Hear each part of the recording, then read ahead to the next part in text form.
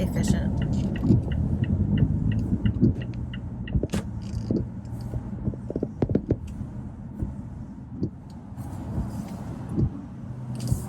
What was I talking about?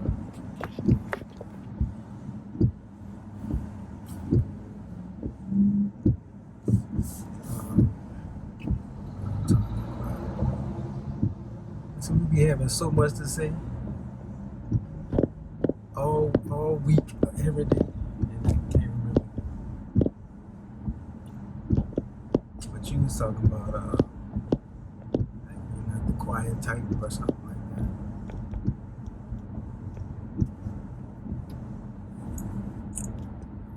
that. I'm not.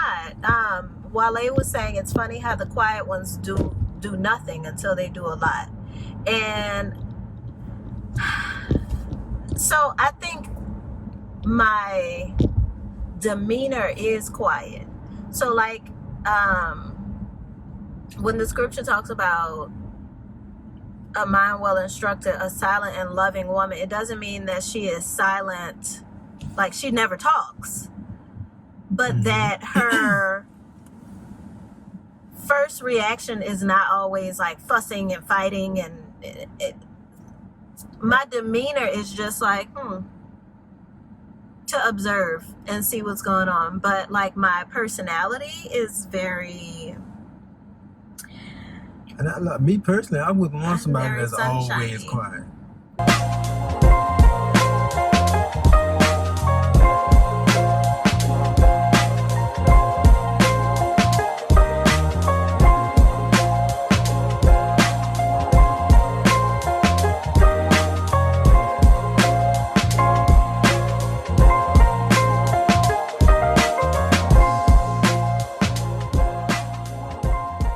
I'm always quiet. You are. So You I are. need that balance. I need somebody to, and so most of the time you start the conversation, Yeah. and we have brilliant conversations. Yeah. So it's up to me. We would never have brilliant conversations unless it's something really pressing on me or something that's really on me. But I like it. I feel like it always should be that way. But I know that you have a brilliant mind. Quiet men to me are, there's like, for me, I start the conversation because I want to know, like, what are you thinking about? What are your perspectives? And you don't ever impose your perspectives on anything or anybody, so you would never just put it out there if I didn't ask. Right. So yeah. But yeah, I am definitely the conversation starter. in general, even in places where I don't really know many people. Once I get into a small enough group where I can start a meaningful conversation, I will. But some men do want a woman who just shuts up. And I think that men who want that kind of a woman are often, not always, let me see if I can fix this. They're not always, but they're often men who don't want to be challenged in life, who don't want to really grow. They just want to look like they're growing. And a woman will make you really grow with the questions that we ask. That's what y'all made for, though. I guess especially after understanding that, learning that, this is why I like it so much. And one of the things, so if I didn't learn, witness how powerful our conversations get after you question it's not even questioning. When you what's the word I'm looking for? When you wondering about Stimulate you. but when you ask about my goals and all that type of stuff, it actually make me think about it. It's kind of like accountability. Yeah.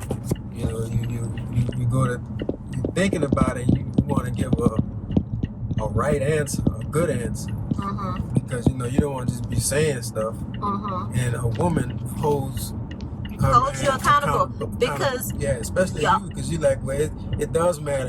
When I used to be like, well, it don't matter, but it really does, because what we say, everything that we say and do, it manifests. So yes, and so many men, I I got it.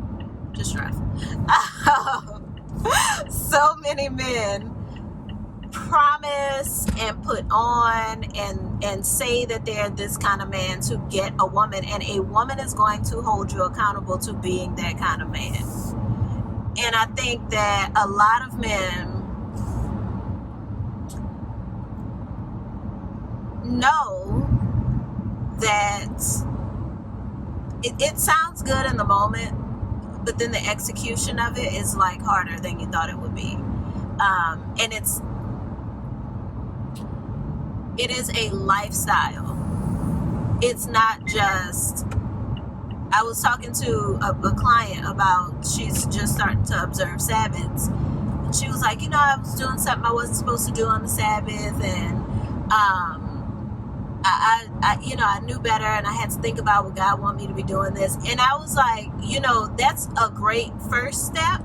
But what you want to get to is that the things that you're doing that God will not agree with, you never do them. Like, it just does not sit with your spirit to participate in those kinds of things.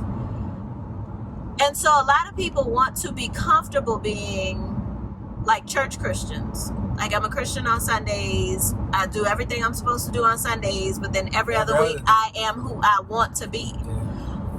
When a man is getting into a relationship with a woman, he is presenting who he wants to be. Like, this is who I aspire to be. This is the kind of man that I aspire to be. A woman is going to make you live that. She gonna make you walk what you're talking, or she's gonna make your life hell. Now they said behind every strong man is a strong woman. What? So that woman is not just being silent, not doing nothing. She holding the fire to that behind. You know what I'm saying? And not even in no rah. You got to do this way. The most effective women do it subtly. They do it in a feminine way. They do it in a shamefaced way, I'd say. You know what I'm saying? But the question always comes up. And the key to women being powerful in that is not saying it in an attitude way, or not being nagging with it. Just finding the right times. And I guess that goes with understanding your spouse. Understanding when is the right time to bring things up, or when is the time and place. To talk. Time and place. But yeah, so that woman is created for that, and we get upset when women have questions. Or man, it's so much that goes on with women that quote unquote get on our nerves. That's for our benefit. Yeah, that's beneficial to us. So yeah, I look, talk to me. Say something. Even if I don't want to hear it, I'll get over it. In a minute, it's sting, but it's just a minute. In the moment, it's gone. But what it does is it put it on my mind. Now I'm thinking, okay, these certain things that have to be done to make myself better. I'm better, everybody else better. You just have, I think as men, some men, especially if you were raised in a household where you were told you're not going to be nothing, your inner dialogue feels, like I say all the time, men don't like to feel incapable. So it aggravates him because inside he does not have the confidence that he can become that man. He can become it and stay that way. There's either, I don't think I can do it, or I think I can do it, but I don't think I can maintain it. And men get very defensive when they feel incapable, because it feels like an attack on their manhood. To not be able to do something, especially when other people are depending on you, and you got kids involved, and even a wife. That's the worst feeling in the world for us. That's the thing. Like to especially when you want to do something and not being able to do it. That's why it's so important for us to get knowledge. It's so important for us to know everything.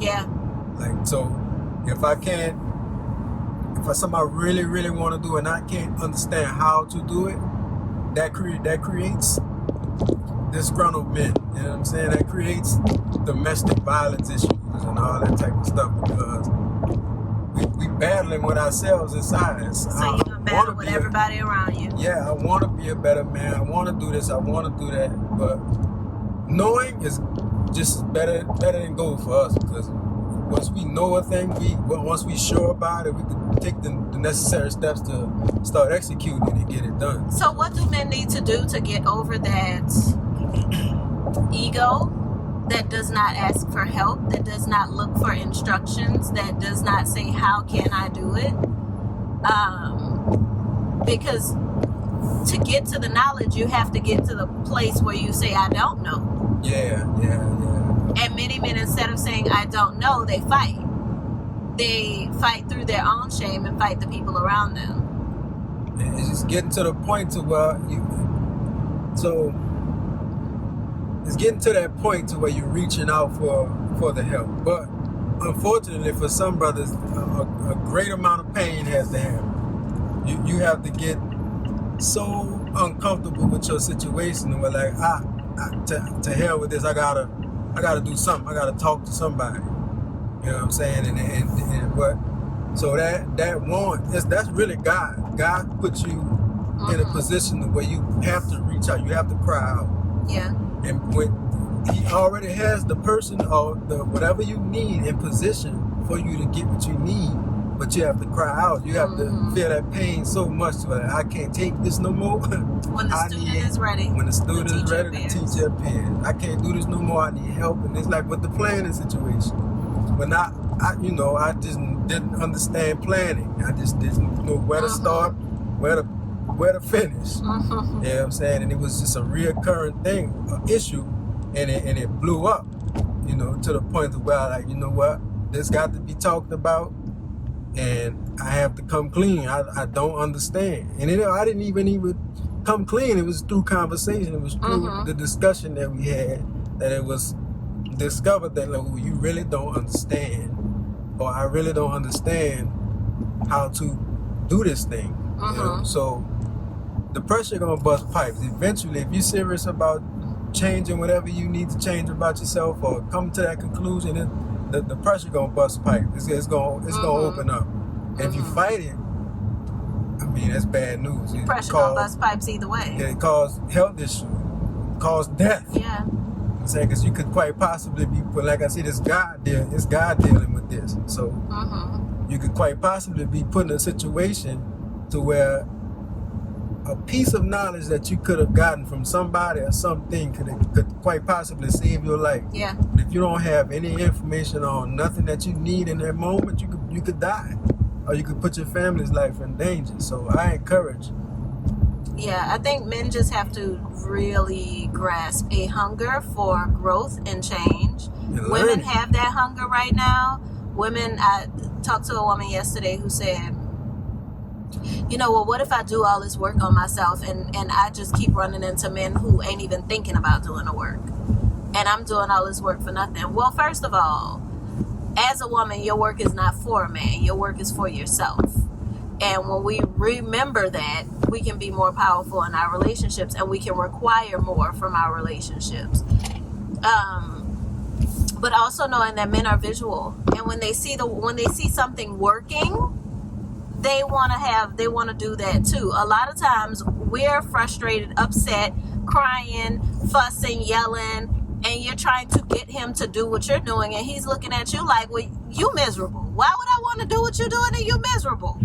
You getting on my nerves. What am I do that for? Right. And so when you are truly at peace and you're not in a space where you have to control someone else's growth, or you feel like you have to manage it and he needs to grow at the pace that you're growing or something. When you become soft, and I don't mean soft in how you manage your own stuff, but accommodating and flexible and compassionate and empathetic in how other people's stuff is managed, you'll find that people want to have a part of that kind of peace, and they start to ask you, what do I need to do? How are you doing that? How are you making that happen? How are you changing? because I like these changes, and then they want to have a part in it. But if you're changing in ways that they don't like and they don't want for themselves, and it's driving them crazy, they're not going to want to do what you're trying to get them to do at all. Yeah, man, and brothers hear that. It's all right to ask. It's all right to ask, because I know why it's difficult for us to ask, because we grow up in classrooms, or we learn in classrooms, or come up in households where every question, or you like you're a burden for asking questions. But it's not the case. Even if you are, I need that information. Right. Even if I'm a burden. If I'm a burden, I'm just so You'll be all right. Get acquainted with being a burden. You'll be all right. You know what I'm saying? And then half of the time when somebody, that they don't want to.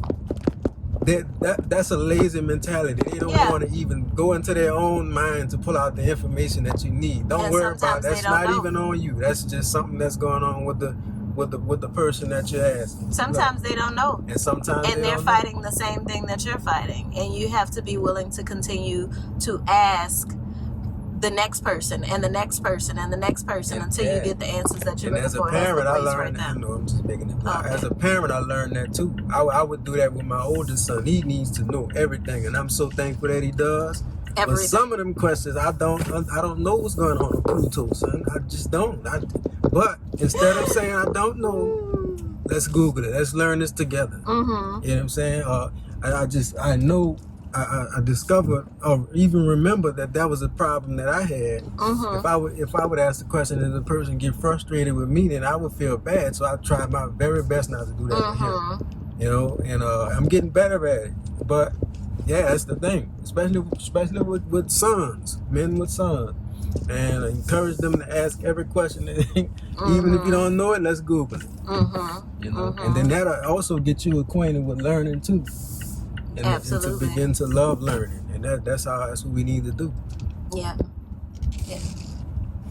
So yeah, just wanted to have a quick conversation with you guys. We're about to get some lunch since we don't have any kids today. No questions.